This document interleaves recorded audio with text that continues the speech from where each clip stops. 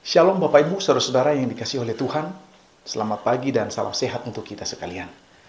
Kita bersuka cita pagi ini kita berjumpa kembali dalam program Renungan Harian GKPO Halim Perdana Kusuma.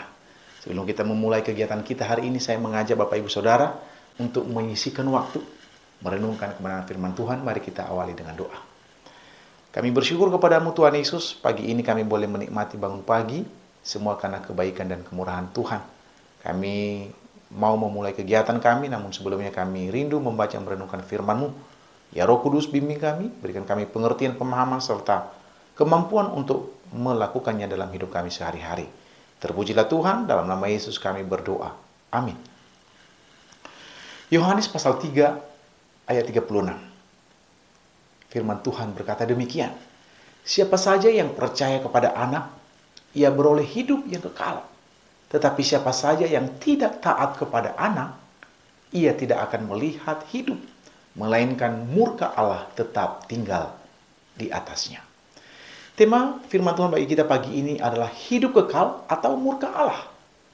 Saudara-saudara, Yohanes 3 ayat 36 yang kita baca barusan merupakan salah satu ayat yang paling sering dikutip dalam konteks keselamatan di dalam kekristenan. Ayat ini muncul dalam percakapan Yesus dengan Nikodemus, seorang pemimpin agama Yahudi yang datang kepadanya di malam hari. Nikodemus bingung dengan ajaran Yesus tentang kelahiran kembali. Nah, Bapak Ibu, kalau kita memperhatikan lebih lanjut, maka ayat ini seakan-akan menyodorkan sebuah persimpangan jalan di hadapan kita. Di satu sisi, ada janji akan hidup kekal yang begitu manis dan menarik. Di sisi lain, ada ancaman akan murka Allah yang begitu menakutkan. Pilihan ada di tangan saudara dan saya. Ibu bapak, ada beberapa pertanyaan yang penting yang harus kita jawab dalam bagian ini. Yang pertama, apa itu hidup kekal? Hidup kekal bukanlah sekadar umur yang panjang atau kehidupan di surga setelah mengalami kematian di bumi. Hidup kekal adalah hubungan yang intim antara pribadi dengan Allah. Ini adalah kehidupan yang penuh dengan sukacita, kedamaian, dan kehidupan penuh makna. Hidup kekal dimulai sejak kita menerima Yesus Kristus sebagai juru selamat pribadi kita, dan terus berlangsung sepanjang kekekalan. Yang kedua, bagaimana cara memperoleh hidup kekal?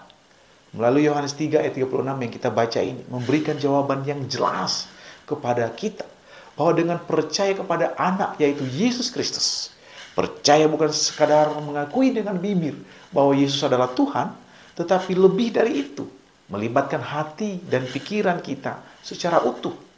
Ini berarti menerima Yesus sebagai juru selamat, mengakui otoritasnya dalam kehidupan kita, serta mengandalkan kuasa Tuhan sepenuhnya di dalam setiap aspek kehidupan kita. Yang ketiga, mengapa kita perlu memilih hidup kekal? Ada beberapa alasan. Yang pertama, karena Allah mengasihi kita. Allah begitu mengasihi kita sehingga Ia mengutus anaknya yang tunggal ke dunia, merelakan dirinya mati di atas kayu salib demi menyelamatkan kita yang berdosa dan memberikan kita jaminan keselamatan. Alasan yang kedua, karena hidup ini sementara, Bapak Ibu. Segala sesuatu di dunia ini bersifat sementara, termasuk hidup kita, saudara dan saya. Alasan yang ketiga, karena kita diciptakan untuk berelasi dengan Allah. Allah menciptakan kita untuk hidup dalam relasi yang intim dengan Dia. Saudara, pertanyaan yang terakhir yang perlu kita jawab, apa yang terjadi jika kita menolak hidup kekal? Jika kita menolak untuk percaya kepada Yesus, atau dengan mulut kita mengaku percaya, namun tidak mau taat akan firman-Nya, maka konsekuensinya adalah murka Allah tetap ada di atas kita.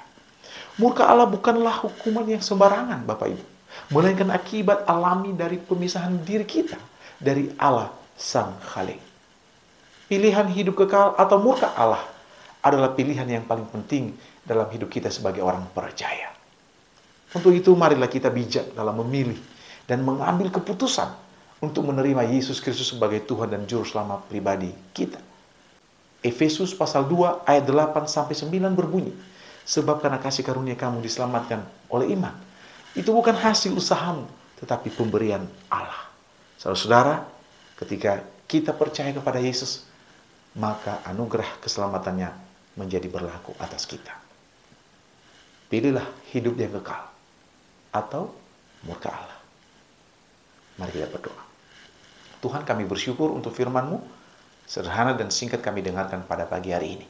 Kami diberkati oleh Tuhan, bahwa kami harus memilih percaya kepada Yesus untuk memberikan kami jaminan kehidupan yang kekal, agar kami jauh dari murka Allah yang sudah Tuhan siapkan bagi setiap orang percaya yang tidak mau percaya dan taat kepada Engkau ya Tuhan. Hari ini kami menyerahkan seluruh hidup kami ke dalam tangan-Mu. Tuhan menyertai, memberkati kami, umat-Mu dalam melakukan berbagai kegiatan aktivitas kami. Di antara kami ada yang sakit Bapak, yang dirawat di rumah sakit, di rumah, bahkan dimanapun berada. Tuhan jamah, Tuhan sembuhkan, dan Tuhan pulihkan. Oleh bilur-bilur-Mu Tuhan Yesus, maka kami menjadi sembuh. Terpujilah Tuhan, dalam nama Yesus kami berdoa dan bersyukur. Amin.